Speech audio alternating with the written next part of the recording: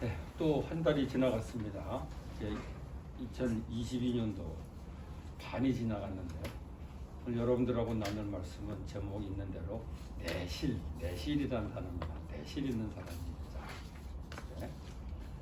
요즘 우리 세상은 실제보다는 이미지를 중시하는 것 같아요. 그래서 사람들의 이미지 메이킹에 관한 책들도 많이 나옵니다. 그리고 기업도 광고를 하는데 보면 무슨 제품 광고하기보다는 브랜드 이미지를 광고하는 경우가 많습니다. 그래서 이게 이미지가 중요하구나. 그러니까 어떻게 보여지느냐, 실제가 어떤 거가 아니라 어떻게 보여지느냐, 이게 참 중요해요.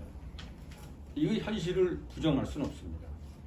근데 전통적으로 우리나라에 이런 말이 있죠. 빛 좋은 개살구. 그건 뭐냐면은 겉만 번들을 한 것이 결국은 아무것도 아니다. 그러니까 겉만 번들을 한 것에 대해서 부정적인 얘기를 하는 거죠. 빛 좋은 개살구. 그러니까 이게 뭐냐면은 처음에는 아무래도 이미지가 중요하죠. 근데 사람이든 기업이든 오래 지내다 보면 결국 내실이 있어야 인정받게 됩니다. 처음에는 바깥으로 보이는 것 같고 평가를 해요. 근데 쭉 시간이 지나다 보면은 역시 내실이 있어야 인정받게 됩니다. 그런데 가만 성경을 찾아보니까 성경에서도 이 내실이 참 중요하다고 가르칩니다. 여러 가지 영역에서. 그래서 오늘 저는 여기 성경 4가지 있는 말씀 가지고 네 가지 영역에서 내실이 중요하다. 내실이 있는 사람이 되자. 그걸 여러분들에게 나누고 싶습니다. 제일 첫 번째는 인격의 내실이에요. 인격의 내실. 그러니까 인격의 내실에 반대되는 그거는 뭐냐? 외모라고 부를 수 있겠죠. 요즘 우리 사회에 지금 외모가 너무 중요한 시대가 됐습니다. 얼짱 몸짱 이런 말, 이거는 이제는 옛날 말이 될 정도가 됐죠. 사람들이 정말 외모에 관심 많습니다. 옛날에는 여자들만 그런 줄 알았는데 이제는 남자들도 이거 굉장히 신경 많이 쓰더라고요. 예를 들어 우리 막내 아들 보면은 화장실 들어가면은 이름도 알 수 없는 그런 화장품들이 많더라고요. 나는 알지도 못하는 화장품들이 나는 그냥 몇 가지만 바르지만 얘는 많이 있어요. 그래서 이게 굉장히 외모가 중요한 시대가 됐구나. 근데 제가 이 첫인상 5초의 법칙이라는 책을 본 적이 있는데 거기 이렇게 얘기하더라고요. 첫인상 5초의 법칙에서 대기업 인사 담당이 78%가 첫인상 보고 당락이 결정된다고 했답니다. 정확하게 이게 얼마나 정확한 수인지는 모르겠어요. 근데 그만큼 뭐냐면은 첫인상을 보고 사람들을 판단하고 고용을 하고 고용을 하지 않고 그렇게 한다는 거죠. 그러니까 이거 피할 수가 없는 것 같아요. 그렇기 때문에 아무래도 현대사회에서 인정받기 위해서는 얼굴 가꾸고 몸 가꾸는데 좀 수고할 필요가 있습니다. 그래서 화장도 필요하고 다이어트도 필요하고 필요에 따라서는 글쎄요 성형수술도 필요할 수 있겠다 생각합니다. 저는 옛날에 성형수술을 절대로 그거는 하나님 믿는 사람은 하나님이 주신 대로 있어야지 그런 생각했는데 그런 것 같지는 않다는 생각이 들어요. 얼마든지 외모를 가꾸는 거 너무 돈 들이고 너무 정신없이 한다는 건 곤란하겠지만 충분히 있을 수 있다고 생각합니다. 가만히 생각해보면 저도 아무래도 이제 나이가 들었는데 청년들에게 강의할 기회가 많단 말이에요. 그래서 너무 머리가 백발이면은 좀 그래서 조금 염색이라기보다 이거 여러분 아는지 모르겠네. 모다 샴푸라는 거, 그거를 써가지고 조금 이렇게 합니다. 그러니까 목사가 그런 것까지 하냐 그러는데 아니 젊은 사람들한테 강의할 때 너무 나이 든 사람으로 보이면은 저 할아버지가 하려더라 이럴 것 같으니까 그래서 그런 거예요. 외모가 그러니까 중요하다는 거죠. 근데 그 외모를 전부로 생각하는 거 이거 위험하다. 오늘 성경 본문에서 하나님이 사무엘 선지자가 요 얘기를 하는 겁니다. 사람은 외모로 판단하지만 하나님은 마음속 중심을 보신다. 야, 이거 아주 굉장히 중요한 말씀인 것 같아요. 그런데 사람은 외모를 보지만 하나님은 중심으로 본다. 맞는 말이에요. 근데 시간이 지내놓고 보면은 하나님만 그런 게 아니라 사람도 처음에는 외모를 보지만은 나중에는 그 사람 중심, 마음 중심을 보게 됩니다. 이 결국은 뭐냐면은 그 사람의 성품일 수 있고, 그 사람의 인격일 수 있고, 그 사람 삶에서 흘러나오는 가치관일 수도 있습니다. 남녀가 만나서 끌리는데도 외모가 큰 비중을 차지합니다. 솔직히 저도 아내하고 이제 연애하게 될 때 뭐 이것저것 얘기하지만 아내가 영 이쁘다고 생각해서 하게 되죠. 처음부터 인격이 좋아서 그거 아니에요. 이쁘다고 생각해서 했는데, 근데 재미난 거는 외모 때문에 헤어지는 경우 별로 없다. 헤어질 때 보면은 인격이나 성품에 대한 실망 때문에 헤어지는 경우가 많아요. 직장에서도 사람 뽑을 때 외모라는 요인이 분명히 작용합니다. 근데 직장 그만두는데 외모가 문제되는 경우 거의 없어요. 저 사람 외모 보기 싫어서 이런 거 있을 수가 없는 얘기죠. 그래서 가만히 보면은 사실 외모가 중요한 것 같지만은 사람됨이 모든 영역에서 훨씬 더 중요한 요인이라는 걸 알게 됩니다. 예를 들어서 직장 생활하면서 주변 사람들에서 불만을 하는 경우 많이 있습니다. 저도 그런 질문을 많이 받아요. 근데 우리 직장에 있는 누구누구가 외모 때문에 난 정말 못 살겠어, 이런 사람 하나도 없어요. 이거 왜 그렇게 생겼지 사람이? 이래갖고 내 이 직장생활 못하겠다, 한 명도 없어요. 그런 불평은. 근데 사람 같지 않네. 누가 사람 같지 않네. 어떻게 내가 그렇게 먹었는데 그 정도밖에 하여튼 결국 그 사람 때문에 대한 불만이 대부분인 것 같아요. 결국 뭐냐면은 사람들이 외모가 중요하다고 하지만은 나중에 보면은 외모 때문에 문제가 되는 게 아니라 다 인격의 문제 때문에 그게 다 문제가 되는 거예요. 그래서 사실 이건 뭐냐면은 사람은 외모로 판단하지만 하나님은 마음속 중심을 본다 그러는데 꼭 그런 것만 아닌 거예요. 사람도 결국은 마음속 중심을 보는 거예요. 판단할 때 보면. 그래서 제가 이거 보면서 우리가 외모에 분명히 신경 쓰는 거 필요합니다. 우리 사회가 그렇으니까. 그런데 역시 인격의 내실이 실제적으로도 중요하다는 거예요. 그래서 저는 오늘 말씀에 사람은 외모를 보지만 하나님은 중심을 본다, 이 말씀을 이렇게 바꾸시면 좋겠어요. 사람도 처음엔 외모를 보지만 결국은 중심을 본다. 그래서 그렇다면 내가 이 중심의 인격을 내시로 하는 거, 이게 필요하지 않겠냐? 당연히. 첫 번째, 인격의 내실입니다. 두 번째는 실력의 내실. 실력의 내실.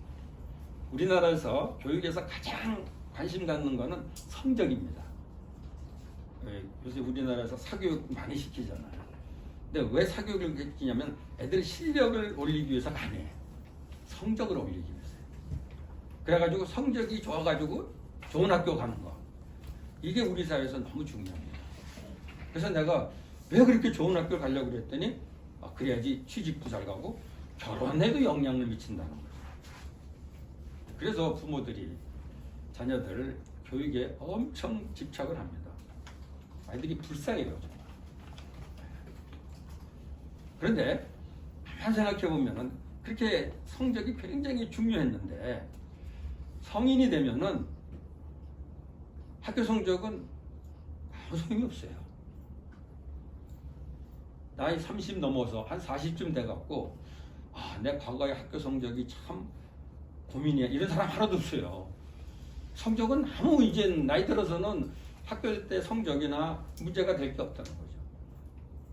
심지어 어느 학교 나온 것도 취직할 때는 굉장히 더욱 중요할 것 같아요. 어느 학교 나왔냐가. 근데 나이가 좀 들게 되면은 어느 학교 나오는 것도 사실 그게 중요한 게 아니라 오히려 그보다 더 중요한 거는 지금 어느 분야에서든지 실력이 있느냐, 실력이 쌓는 거죠. 오늘 이 전도서 10장 10절이 그 말씀입니다. 철 연장이 무디어졌는데 나를 갈지 않으면 힘이 더 든다. 철 연장은 계속해서 나를 갈. 그러니까 이게 철 연장이라는 거는 굉장히 그 당시로 보면 이게 좋은 연장이라는 거예요. 근데 그 철 연장이라는 게 중요한 게 아니라 이게 무디어졌는데 나를 갈지 않으면은 말짱 아무것도 아니라는 거예요. 그러니까 한마디로 내가 뭐 어느 학교를 나왔다, 또 거기다 공부를 잘했다, 이거 사실 소용없어요. 지금 실력이 있느냐, 실력을 연마해야 된다는 거예요. 그래서 가끔 이제 과거에 학창 시절에 화려한 과거를 우려먹는 사람들이 있습니다. 정말 한심해. 내가 어느 학교 나왔는데 그 학교 나온 거 그건 뭔가 그러지. 근데 사실 지금 우리 사회가 학벌을 너무 중요하게 여기고 있습니다. 사실 취직하는 데 도움이 되죠. 근데 직장에서 인정받는 거는 옛날 학벌이 아니라 지금 실력이죠. 그래서 요즘 회사에서 그렇게 한다 그래요. 좋은 학교 나온 사람보다 경력이 있는 사람, 지금 그 영역에 실력이 있는 사람 뽑으려고 해요. 왜냐하면 좋은 학교 나와야 이거 제대로 되는데 시간이 너무 걸립니다. 그래서 새삼스럽게 이 학교 성적이 얼마나 좋으냐, 어느 학교 나오냐, 이게 중요한 게 아니라 실력의 내실이 중요하다는 것을 느끼게 됩니다. 그러니까 요즘 저는 이거 보면서 우리 자녀들 교육하는데도 무작정 성적 좋은 학교 이거보다 실력을 가질 수 있도록 도와야 되지 않나, 그런 생각도 해봅니다. 그래서 가끔 그런 사람들이 있어. 나이가 꽤 들었는데도 내가 좋은 학교를 못 나와가지고 좀 이렇다고 불평하는 사람은 정말 무책임한 사람이에요. 실력 싸우면은 학벌의 핸디캡 얼마든지 보완할 수 있습니다. 그래서 근데 그 실력을 쌓는 길은 다른 게 아닌 것 같아요. 지금 내가 하는 일을 일단 열심히 하면서 거기서 내 뭐라고 그러나요? 경험을 쌓는다니까. 그렇게 되면은 이곳에서도 실력으로 인정받을 뿐 아니라 혹시 다른 곳에 가서 일하게 되더라도 그것이 오히려 사람들에게 인정받는 요소가 될 수 있다.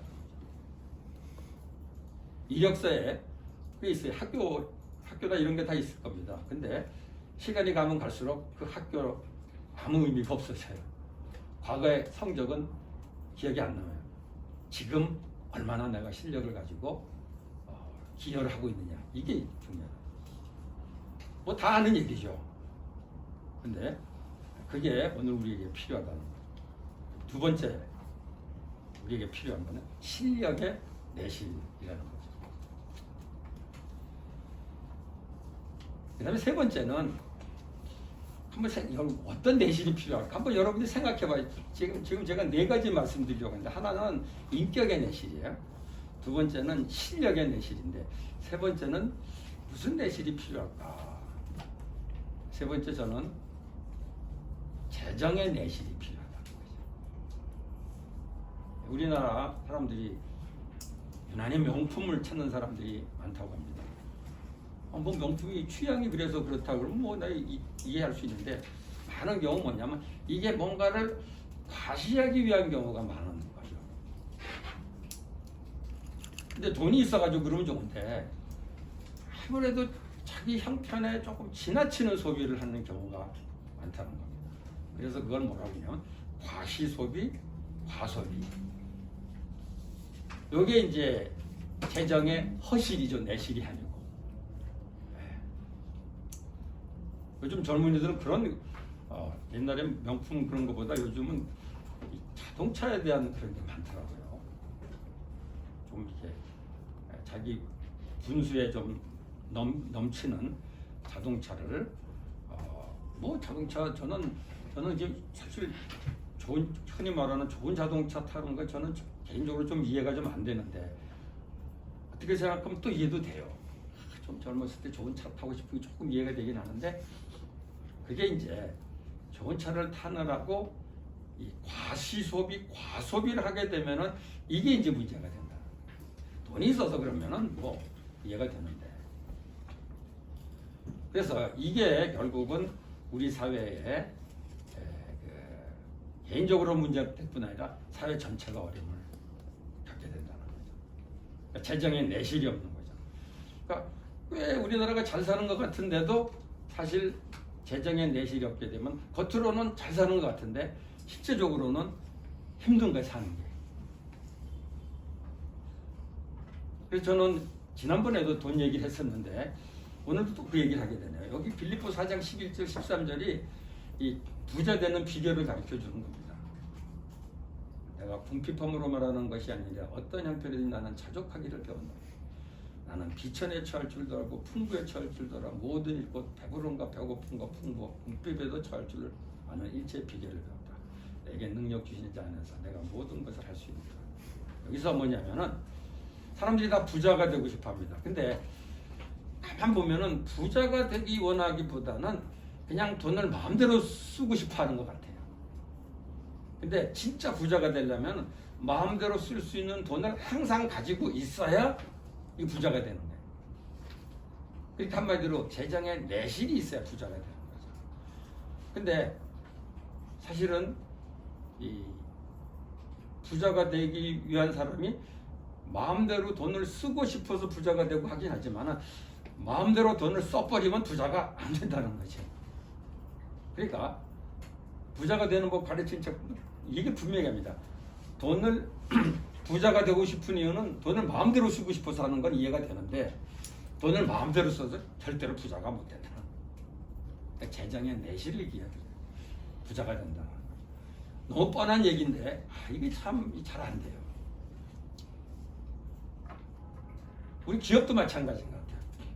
기업도 그럴듯한 부동산도 있고 또 뭐 매출도 막 잘 나오는 것 같은데 현금이 부족해. 뭐 수익이 제대로 안 나. 그럼 그건 내실이 없는 기업이 되는 거죠. 건물이 그럴듯해. 그래가지고 괜찮은 기업인 줄 알았는데 돈이 없어요, 사실. 그럼 뭐 결국 아무것도 아니죠. 그리고 또 매출이 엄청 나는 얘기인데 수익이 안 나.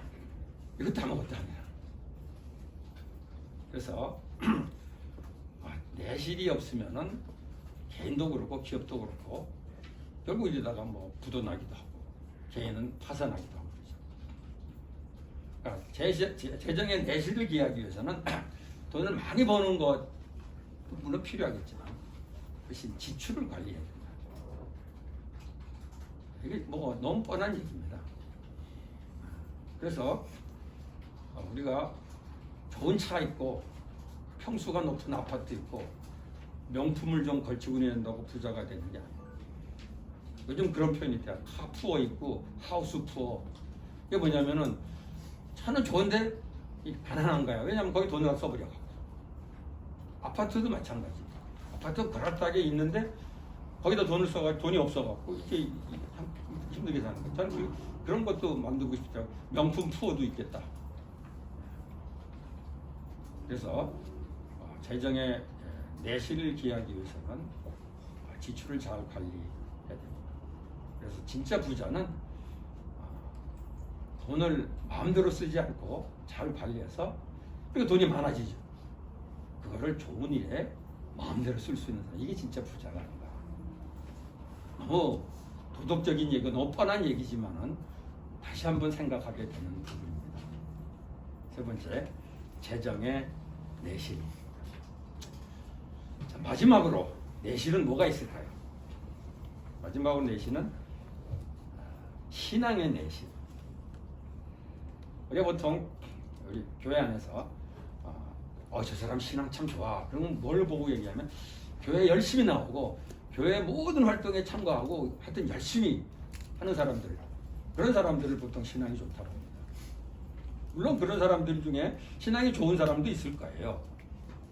근데 그게 신앙이 좋아서가 아니라 그냥 지가 그냥 열이 나갖고 그냥 열심히 하는 분들도 많이 있어요. 그리고 그러면 사람들이 알아주니까. 또 뭐 목사님한테 좀 잘 보이려고 뭐 이래갖고 열심인 분들도 종종 있습니다.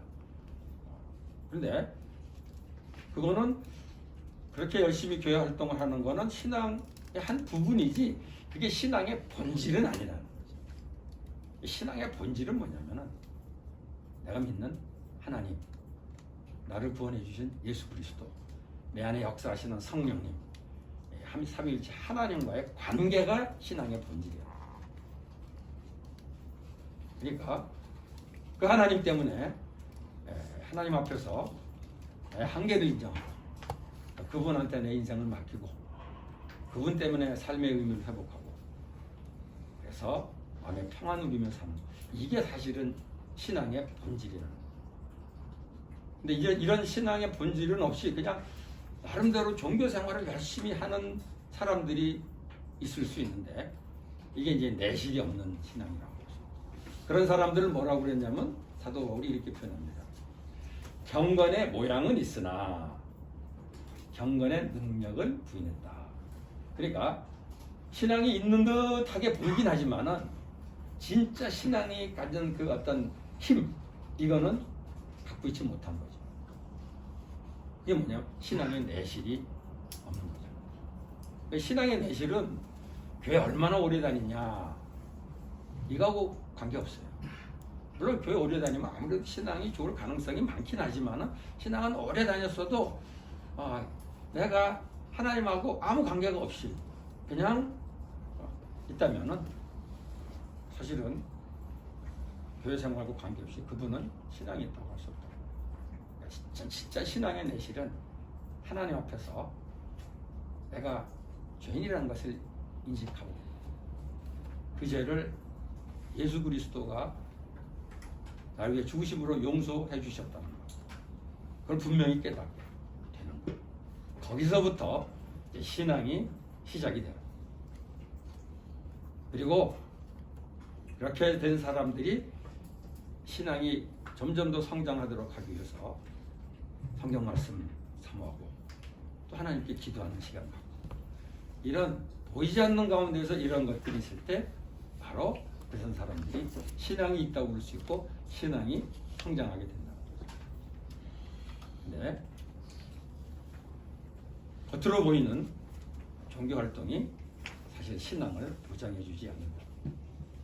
그래서 우리가 신앙 면에서도 기억이 아무래도 교회 다니는 분들이 있을 텐데 신앙에도 내실이 필요하구나 그런 생각을 하게 됩니다.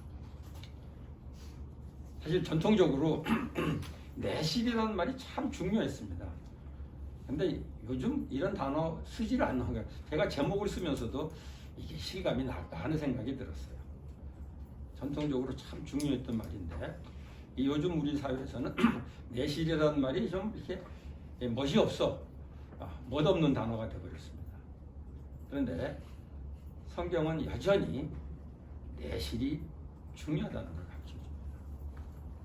그리고 내실이 결국 이긴다는 거죠. 그래서 외모도 우리가 분명히 좀 잘 이렇게 갖고 와야 되겠지만 인격의 내실을 갖추도록 한다. 그 다음에 뭐 좋은 학교 나오고 그건 중요하죠. 그러나 지금 내가 있는 곳에서 실력을 쌓아서 실력의 내실을 갖추도록 하자. 그 다음에 재정의 내실. 겉으로 보이게 돈 있는 듯 해봐야 그 아무 소용 없는 짓 아니에요. 정말 내 재정의 내실 절약하고 잘 관리해서 진짜 좀 부자가 되고 진짜 부자가 되는 이게 재정의 내실이에요. 그 다음에 신앙의 내실. 저 교회나 가끔 다니는 것으로 또 경우에 따라서는 교회에서 열심히 봉사하는 것으로 내 신앙이 좋은 걸로 착각할게 합니다. 정말 내가 그리스도와 내가 우리 주님과 얼마나 가깝게 지내고 있는가 한번 돌아봐서 내실 있는 신앙을 가져주셨으면 좋겠습니다. 이 모든 영역에서 여기 모든 분들이 내실을 갖추는 그런 분들이 되어주셨으면 좋겠습니다. 기도하겠습니다. 하나님 아버지, 오늘 또 하루 종일 일하고 나서 이제 퇴근하는 이 시간에 함께 예배를 드리면서 하나님 말씀을 우리가 들었습니다. 아버지 하나님, 오늘 우리 세상은 겉으로 보이는 것으로 판단하게 되고 또 겉으로 보이는 것으로 사람들에게 자기를 표현하려고 합니다. 그러나 오늘 주님께서 우리에게 분명히 가르쳐 주셨습니다. 인격의 내실이 필요하다. 실력의 내실이 필요하다. 또 재정의 내실이 필요하다. 심지어는 신앙에도 내실이 필요하다. 아버지 하나님, 오늘 주신 말씀 우리가 잘 기억하고 우리 삶에서 겉으로 나타나는 것으로 스스로 속지 말고 다른 사람을 속이지 말고 안에 내실을 기할 수 있는 한 분 한 분 될 수 있도록 주님이 축복해 주시기를 원합니다. 그래서 개개인이 다 내실 있는 사람이 되고, 그래서 이분들이 일하는 이 회사가 내실 있는 기업으로 더 탄탄하게 성장할 수 있도록 인도해 주시옵소서. 예수님의 이름으로 기도합니다. 아멘.